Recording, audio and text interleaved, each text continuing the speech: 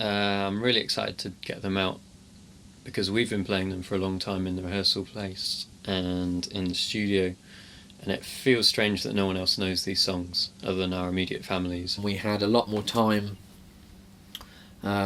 We could make sure it sounded how we wanted it to before anyone heard it. A few people have heard a few of them when we've been playing over the last few months, but it would just be nice to sort of have them out there in a batch, and people can just sort of sit there and see what we've been up to over the last sort of year and a half.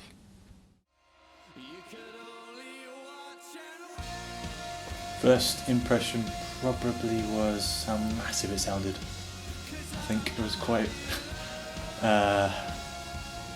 aspirational, I suppose. That's a good word for it. It sounded like it had a lot of momentum building, and there was huge synths, which I really quite liked. But yeah, I was quite impressed when I first heard it actually. The riff came out of I can't remember if it was the guitar or just the bass line, and it just kind of sounded, because it was building, that it needed more and more stuff underneath it. So I ended up just putting way too many synths on it, and I think probably around 10 guitar tracks. I really like the midsection. I like how the dynamics change, and then it sort of kicks back into the chorus and really emphasises the power of all the layers of it. It kind of felt like you needed the added stuff on it. It lost all sense of power, which normally it doesn't. If you take things off, it kind of can make it more interesting, but this one needed everything on it. It probably is the biggest song that we've written.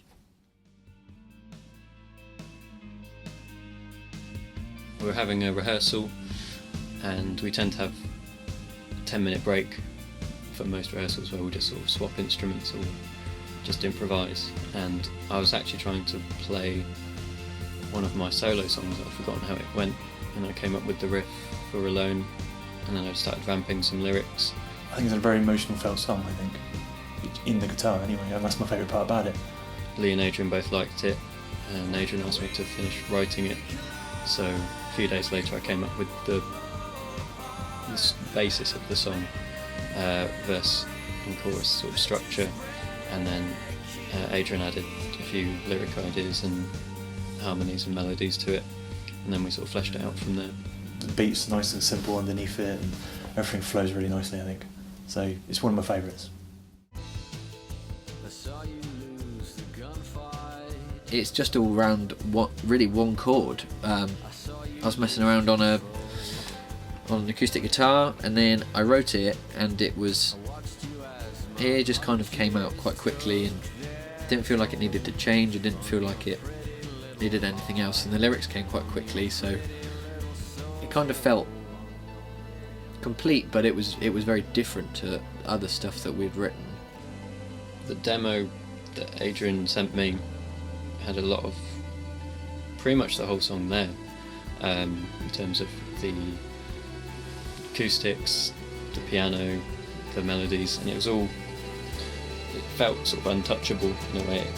The production was really good, and it just seemed right to just sort of fit with what was already there in the demo. So rather than just sort of try and layer it with more ideas, it was just a matter of sort of harnessing what was already there and just keeping it stable. Invisible Man had this kind of 90s R&B feel with sort of 80s synths.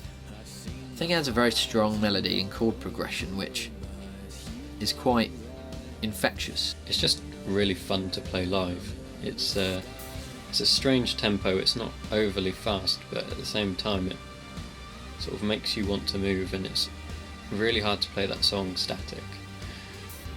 Like you say, it is the oldest song of the lot, but if we still enjoy playing it, still find it fresh, it must be working on some level for us. And it slots nicely into the EP, and lyrically it works with the whole theme. Okay, so Menace originally started out more along the same lines of Small Wars. It became quite apparent that was not how everyone else wanted that song to be, so I was keen to hear what they wanted to do, and then Lee sent me back a version which had a really obscure time structure with the drums. I liked both original demos that Adrian made and Lee's second electronic version, and I felt we'd sort of bridged together two ideas. And then Chris was very keen on wanting to make a very obscure ending, something out there that we wouldn't normally do. And it was working, like it was gelling, it was just hard to get it to lock into place. And we all knew there was this big ending of waiting to be filled, and I sort of felt I hadn't made my stamp on the song yet.